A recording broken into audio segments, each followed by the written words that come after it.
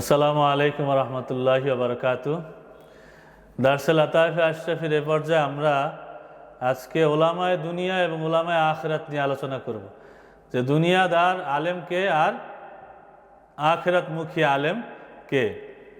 তো এ পর্যায়ে হজরতে আব্দুর রাজ্জাক নুরুল আইন জিলানী রহমতুল্লাহ আলাই উনি প্রশ্ন করেন মাখদুম আশরাফ জাহাঙ্গীর সিমনানি রহমতুল্লাহ আলাইকে, যে হজরত ওলামায়ে দুনিয়া এবং ওলামায়ে আখিরাতের মধ্যে পার্থক্য কি, যে দুনিয়াদার আলেম এবং আখিরাতমুখী আলেমের মধ্যে পার্থক্য কি।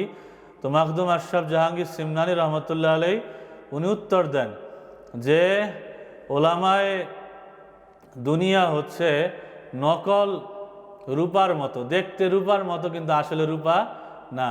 আর ওলামায়ে আখিরাত হচ্ছে খাঁটি রূপার মতো, খাঁটি রূপা, অর্থাৎ যার অনেক মূল্য আল্লাহ তাআলার দরবারে এবং দুনিয়াতেও এবং আখিরাতেও, যার সম্মানের কোনো শেষ নেই।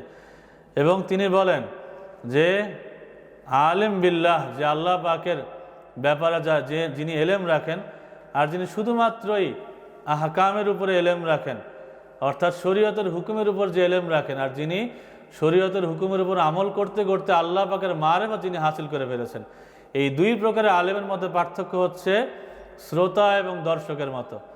অর্থাৎ যারা আহকামের আলেম, শুধুমাত্র শরীয়তের হুকুম আহকাম সম্পর্কে জানেন, ওনারা হচ্ছেন শ্রোতার মতো, যে শুধুমাত্র শুনে শুনে বিশ্বাস করেছেন। আর ওলামায়ে আলেম বিল্লাহ যারা, অর্থাৎ যারা আল্লাহ পাকের মারেফত হাসিল করেছেন, ওনাদের মাকাম হচ্ছে যে যারা এলেমের উপর আমল করতে করতে আল্লাহ পাকের দিদার পেয়ে ফেলেছেন, আল্লাহ পাকের মারেফত পেয়ে ফেলেছেন। ওনাদের মাকাম হচ্ছে দর্শকদের মতো, যারা আল্লাহ পাকের দিদার পেয়ে ফেলেছেন, দেখেছেন। সুতরাং দর্শকের মর্যাদা শ্রোতার মর্যাদার চেয়ে অনেক বেশি, সুবহানাল্লাহ।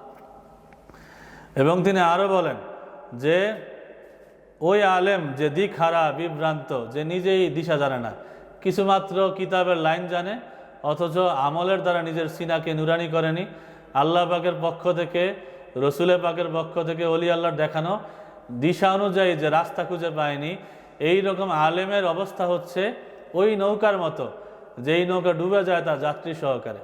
অর্থাৎ এই রকমের আলেম তো নিজেও ডুবে, তার অনুসারী যারা, তাকে যারা অনুসরণ করে না জেনে না বুঝে, তারাও কি ডুবে যায়। আল্লাহ আল্লাহ আল্লাহ আমাদেরকে রক্ষা করুক, আমিন।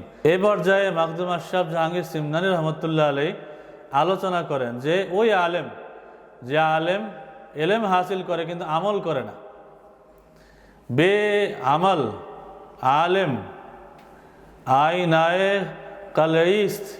উনি বলতেছেন যে আমলবিহীন আলেম হচ্ছে কেলেরিবিহীন আয়না, অর্থাৎ প্রলেপবিহীন আয়না। যেমন কাচের ওই পাশে যদি ধাতব প্রলেপ না থাকে তবে কিন্তু চেহারা দেখা যাবে না, ওই প্রলেপ থাকলেই কিন্তু সেটা আয়না হবে এবং চেহারা দেখা যাবে। অর্থাৎ তিনি বুঝাচ্ছেন যেই আলেম এলেম হাসিল করলো কিন্তু আমল করলো না, সে হচ্ছে ওই প্রলেপবিহীন আয়নার মতো, যার দিকে তাকানো যায় কিন্তু সেখানে নিজের চেহারা আর দেখা যায় না। অর্থাৎ এলেম হাসিল করেছে ঠিকই, কিন্তু আমল করার দ্বারা নিজের সিনাকে রওশন করেনি, নুরানি করেনি, তার ওই এলেম কোনো ফায়দা দিবে না। এই এলেমের দ্বারা সে আল্লাহ পাকের নূর, মারেফতের নূর, হাকিকত কিছুই দেখতে পারবে না। আল্লাহ পাকের রহমতের যেই সুন্দর দৃশ্য সেটা সে আর দেখতে পাবে না, তার অবস্থা এমন।